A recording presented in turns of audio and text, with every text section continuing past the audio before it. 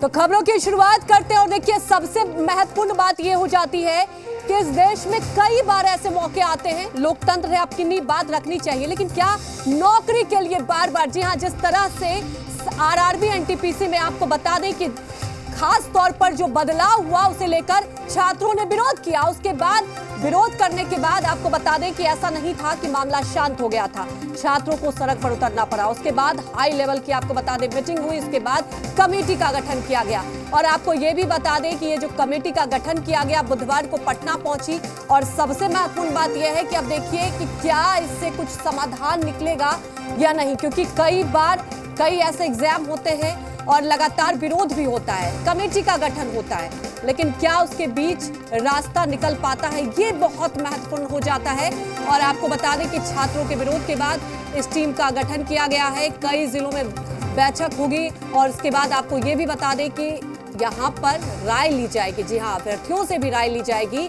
और कल दिल्ली से जांच टीम पटना पहुंची। हालांकि देखिए बताया तो ये जा रहा है, आश्वासन भी दिया जा रहा है कि छात्रों की समस्याओं का समाधान होगा रिजल्ट के बाद। अभ्यर्थियों की बात की जाए तो देखिए कई जिलों में जिस तरह से विरोध किया गया था, अब उसके बाद टीम गठित की गई है और आपको बता दें कि 24 से ज्यादा छात्रों से बातचीत भी कर ली गई है। बिहार में आरआरबी और एनटीपीसी की परीक्षा के बाद जो जिस तरह से छात्रों ने आंदोलन किया था अपनी मांगों को लेकर, उसके बाद सरकार द्वारा जो टीम गठन किया गया था रेलवे बोर्ड के द्वारा, वह टीम जो है वह मुजफ्फरपुर आरआरबी कार्यालय में आई है और जो छात्र हैं जो एग्ज़ाम में शामिल हुए थे उनसे भी बातचीत कर रही है। लेकिन सबसे बड़ा सवाल अब भी है कि क्या जो छात्रों का डिमांड था वो जांच कमेटी का जो रिपोर्ट जाएगा उसके अनुसार पूरा होगा या नहीं होगा। छात्र भी हमारे साथ हैं, उनसे भी बातचीत करेंगे कि आखिर जो जाँच कमेटी के लोग थे उनके सामने ये लोगों ने क्या मांग रखा है और जाँच कमेटी ने क्या कुछ आश्वासन दिया है, क्या कुछ अंदर गए थे तो क्या कुछ आश्वासन। मैंने कहा कि आपने जो एनटीपीसी रिजल्ट दिया इसमें पारदर्शिता बरता जाए। नॉर्मलाइजेशन जो आपका एक सबसे बड़ी फैक्ट है, इसमें किसी बंदा का जो है 51 से आप कर दे रहे हैं 71 रिजल्ट हो जा रहा है। जो बंदा से 70 मार्क्स लाया उसका डिक्रीज करके आपने रिजल्ट नहीं दिया। जो आपने फार्मूला दिया है, मैंने कहा कि मैं पोस्ट ग्रेजुएशन कर रहा हूँ मैथ से और आपका हमको फार्मूला समझ नहीं आ रहा है। आप जो फार्मूला डाल रहे हैं चाहे मैक्सिमम हो या मिनिमम हो, आप बच्चों को यह सर्टिफाइड कीजिए कि मैंने इतना फार्मूला डाला और इतना मार्क्स आपका आया, इतना आपका घट गया, बढ़ गया।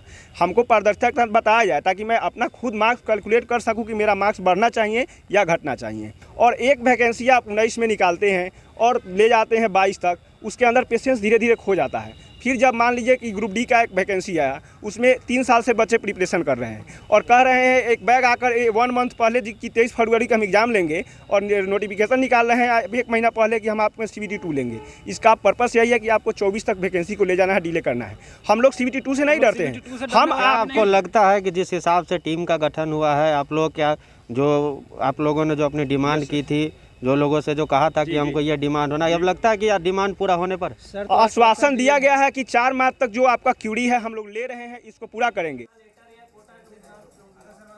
तमाम जानकारी के साथ संवाददाता पटना से रितेश मिश्रा लाइव जुड़ चुके हैं। रितेश, देखिए इस देश में सरकारी नौकरी पाना कितना मुश्किल है ये हर युवा बखूबी समझता है।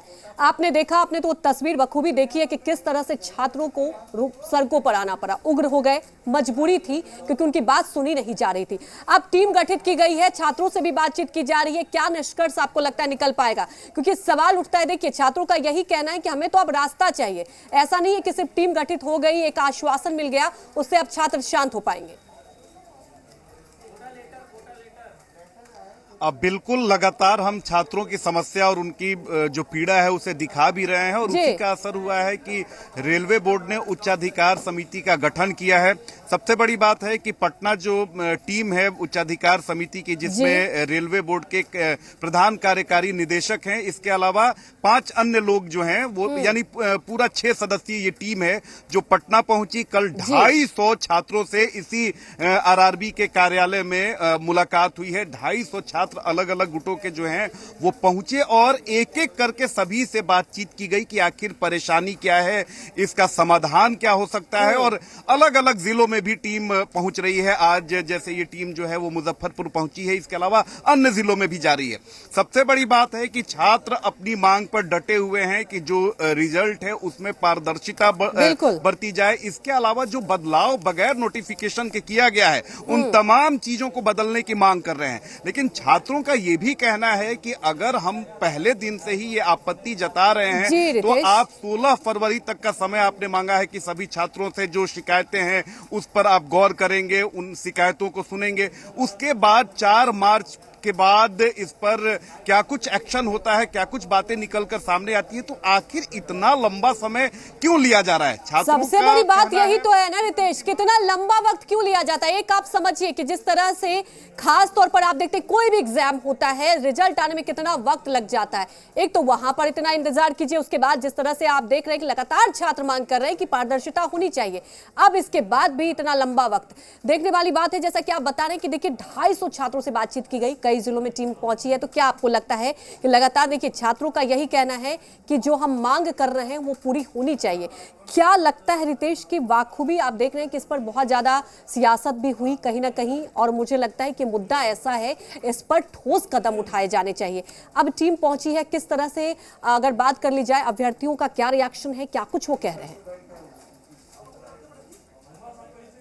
देखिए, सबसे बड़ी बात है कि लगातार हम अभ्यर्थियों से भी बात कर रहे हैं, छात्र नेताओं से भी बात कर रहे हैं, और एक बात निकलकर तो जरूर सामने आ रही है कि कोई भी व्यक्ति हो, सत्ताधारी दल हो या विपक्ष हो, अब छात्रों की समस्याओं को लेकर वो राजनीति नहीं कर सकते हैं, राजनीतिक रोटी नहीं सेक सकते हैं, क्योंकि छात्रों को अपना हित पता है और कैसे अपने मुद्दों को उठाना है छात्रों को ये भी पता है। छात्रों का साफ तौर पे कहना है कि आप डिले क्यों कर रहे हैं, विपक्ष इस पर आखिर मुखर होकर सवाल क्यों नहीं उठा रहा है। और छात्रों की ये भी बहुत बड़ी मांग है कि जिन निर्दोष छात्रों पर एफआईआर की गई, उन पर गिरफ्तारी की तलवार लटक रही है, जिन टीचर्स पर पुलिस ने कार्रवाई की, आखिर उनके एफआईआर को कहने के बावजूद भी वापस क्यों नहीं लिया जा रहा है। छात्रों को कहीं से भी भरोसा नहीं है कि 4 मार्च के बाद उनकी जो मांगे हैं वो पूरी हो ही जाएंगी। और छात्रों का साफ तौर पे कहना है कि अभी ये प्रेशर में जो भी नेता हैं या प्रशासन के जो लोग हैं वो तो ये जरूर कह रहे हैं कि उनकी मांगों पर गौर कर रहे हैं, उनकी मांगे